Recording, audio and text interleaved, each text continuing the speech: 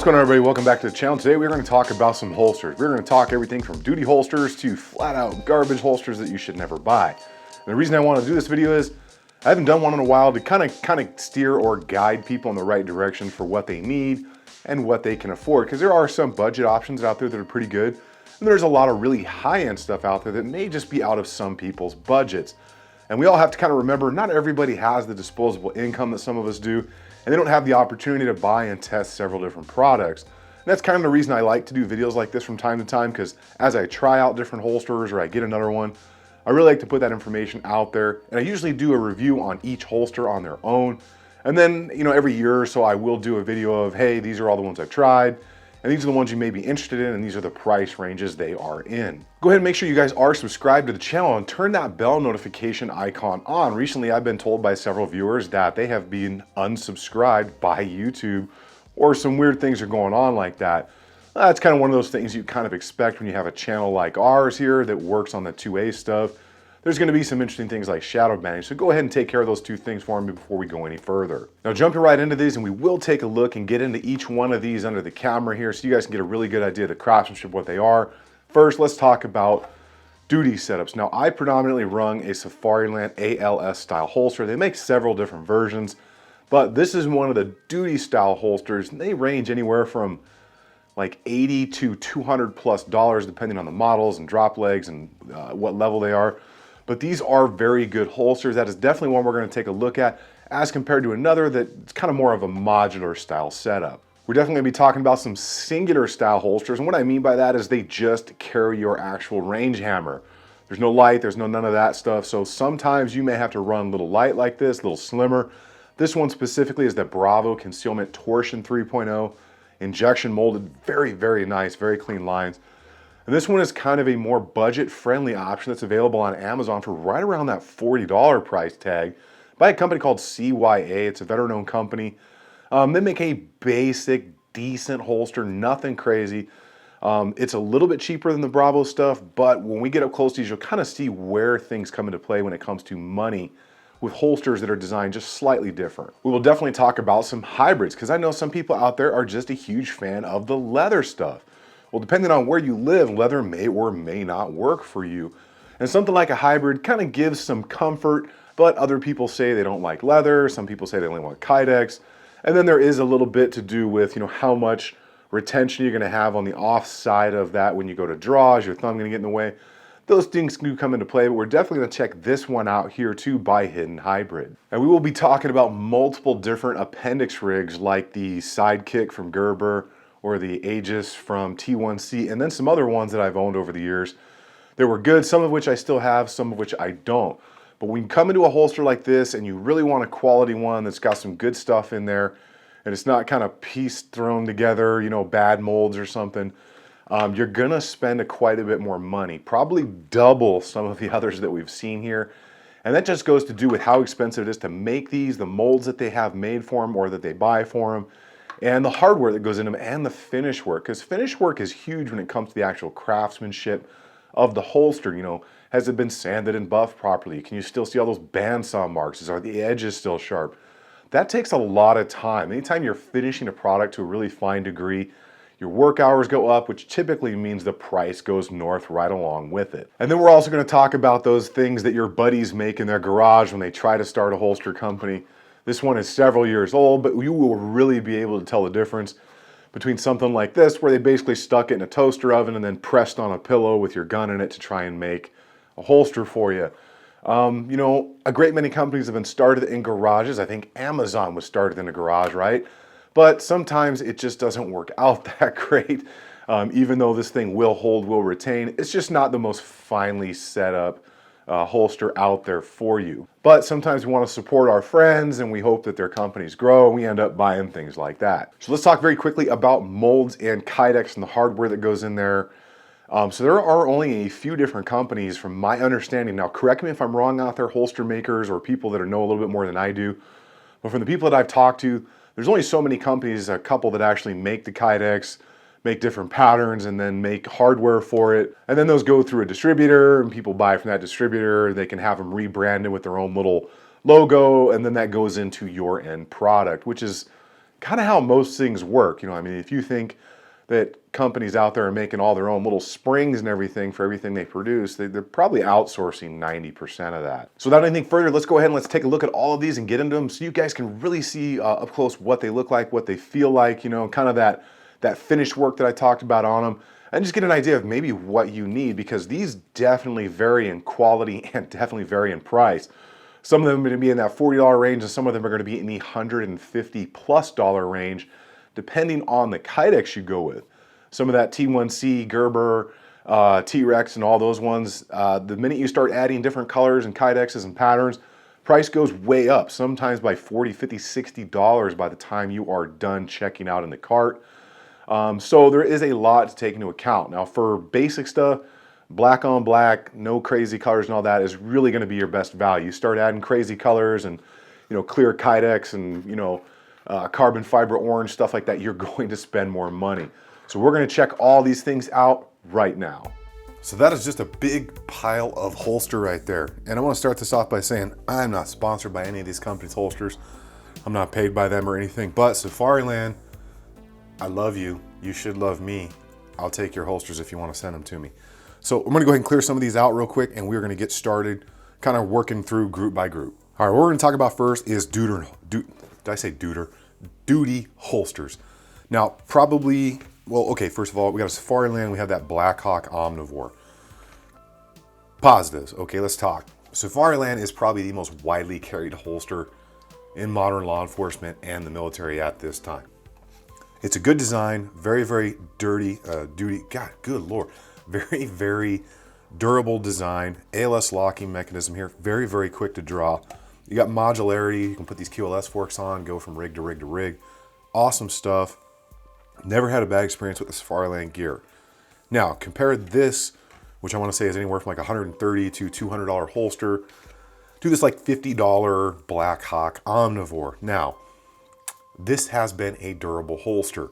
The positive to this holster is anything that you have a TLR1 light on or a TLR1 HL light, you can pretty much put that firearm in here, because this holster is meant to lock around the light, not the actual gun itself. Now, is there some negative to that? Yes, this holster is easier to defeat than the Safariland holster. If you get enough pressure cranking on this, you can turn that thing out of there pretty quick. But it's a decent holster. I added the Safariland QLS fork because I change weapon systems so often for videos that I needed something where I could use the light and put pretty much anything in there. Huge list online of what'll go in here. So that is the big difference. If you have to have a duty holster, I'm always going to suggest the Safariland long before something like the Omnivore.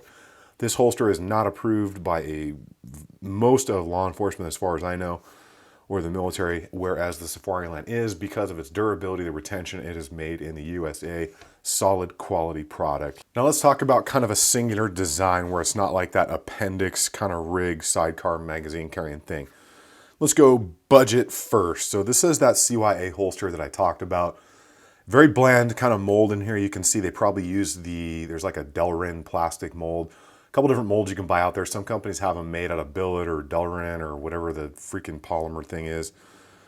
But you can see kind of where they put things, you know, and then where they add on either more material, or they'll tape on sticks or batches of aluminum sometimes to kind of fit the mold around it and make it so it's easy to come in and out. But this is a basic, okay holster. Not a huge fan of the cant on it. I'm more of a straight up and down kind of carry person, but you can kind of see, you know, the basic mold design there. But it is going to work and it's going to last. I mean, it's not a holster I've ever had an issue with. Not a huge fan of the design. It could definitely be sleeker and slimmer. And then the cant in right there doesn't always work because it's catching the safeties on stuff. But that is your typical kind of $40 holster. I don't know for sure, but it does not look like this is a vacuum molded holster. This looks like a pressured holster where they basically put the mold in there, heat the kydex, and they press down on it with foam or something. Kind of gives it that platform, the design that looks like. So let's talk about a more traditional kydex holster right here. So the difference here is this is a pancake kind of fold over, and this is like a true two-piece design that's put together. So you can kind of see the difference in the lines of these holsters right here, and kind of the quality. There's a little bit more definition in the Bravo Concealment one here. You can definitely see it from the back and the inside right there. You can see that where the slide release is right there. So this is a vacuum molded setup right here. You can see the definition of it's there. Very, very clean lines, good design. Even though this one has a light on it, it's really, really a pretty good minimalistic design. You can see top to bottom there. There's not a huge size difference, even though this one is for a Gen 5 with a TLR1 on it, which adds some space. Now, something that's just the actual range hammer itself is like this Torsion 3.0 from Bravo Concealment. And you can see the extreme amount of detail that this holster has. Now, my understanding is Bravo Concealment stuff, this one is an injection molded setup. And this one, they actually have like billet blocks made in this mold fashion so they can get these things just down to an absolute science. I mean, look at the perfection of the molds on there. Really, really a good holster. And this one is really, I think it's like $10 more than this one. And you're getting, I mean, by far, you just look at the two to even the plain eye, you can see you're getting a better holster. It's more minimalistic. I like the attachments better with the Bravo Concealment rather than the single clip like that. And it's just a sleeker design. You've got some adjustment with the Bravo Concealment one. You can see right here to get a little tighter, move it around.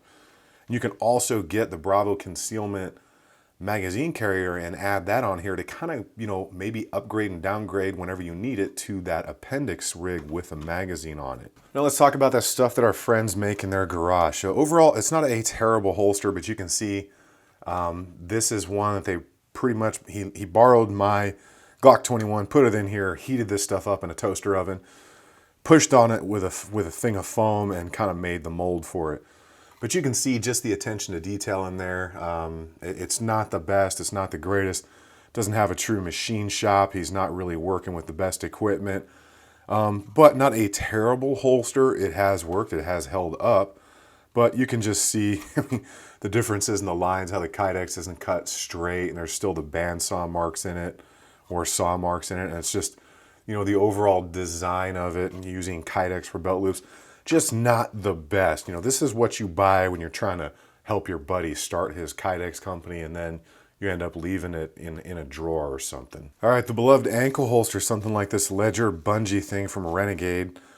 Not the best thing out there. There may be a time and a place where you have to carry this, but generally these are just grossly uncomfortable.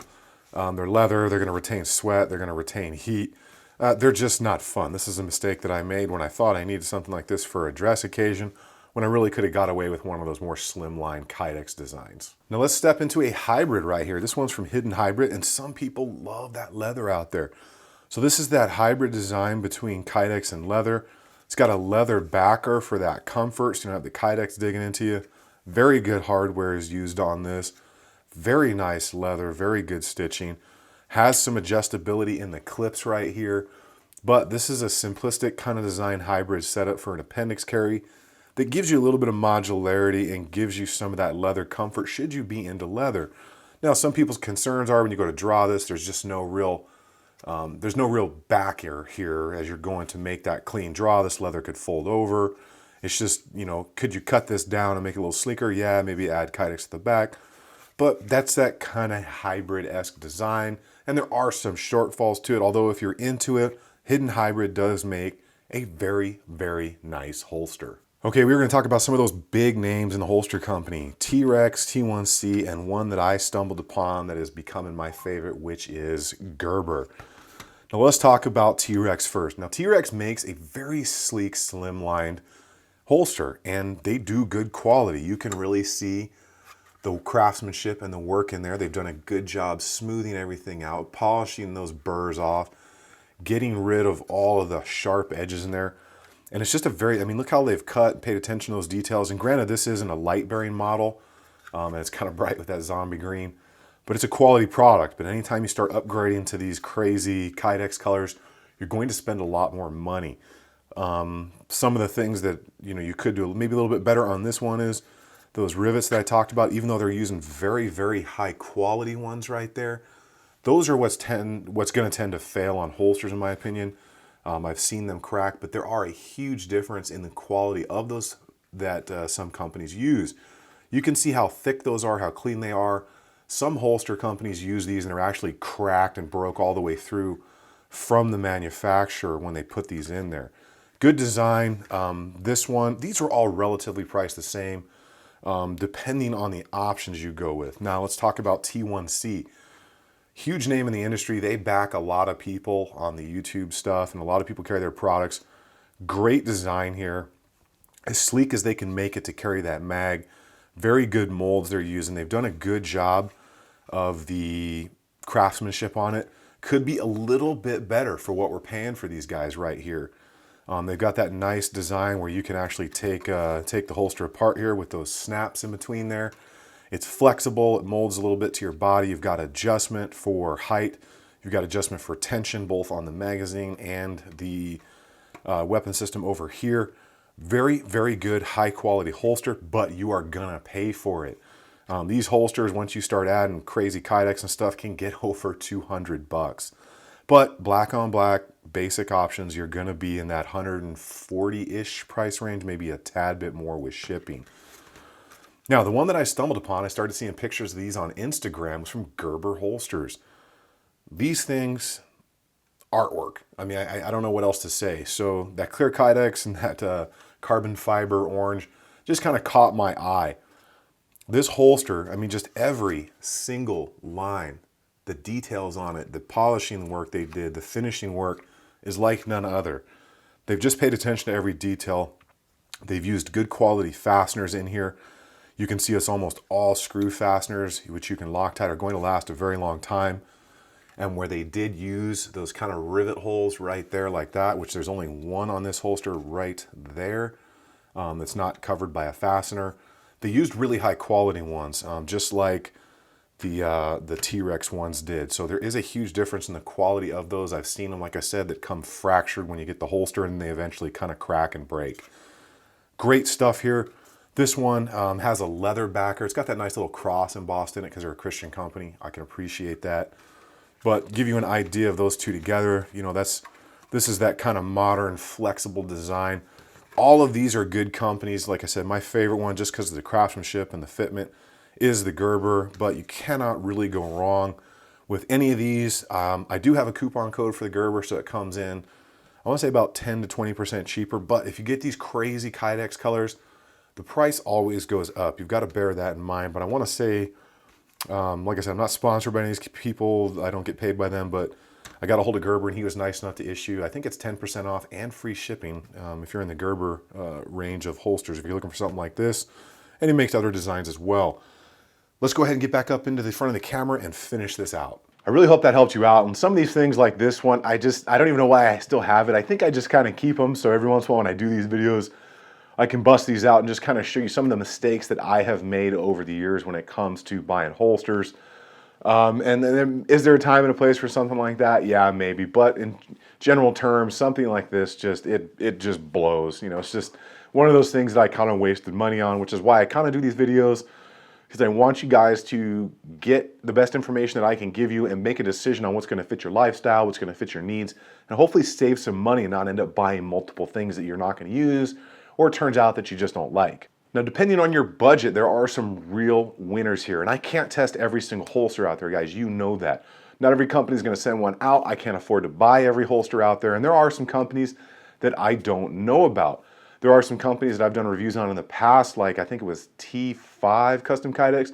We actually sent the holster back because it was just so bad I wasn't even going to keep it. But, you know, things can happen. You can get a one-off bad holster or something like that. But it was just the overall design of it that I wasn't a fan of. But here there are some clear winners in that quality aspect. You can see everything from the basic to the very expensive. And you can kind of see the work that those more expensive holsters that goes into it and the molds that are made for them and how clean the lines are. And for me, that's a huge determining factor, because if you're getting that really nice finish work, you're probably at the end of the day getting a better quality product with better quality fasteners and all that. And those are definitely winners. Everything from that Gerber, which is probably my favorite holster right now, T1C, another great brand. The T.rex stuff, they make good holsters. People have crazy opinions about different people and holsters and everything and companies.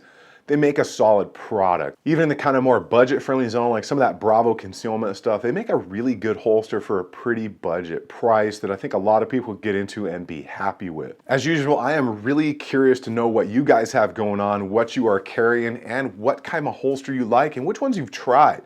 I know some people absolutely love that leather stuff. Maybe it's a boomer thing, I don't know.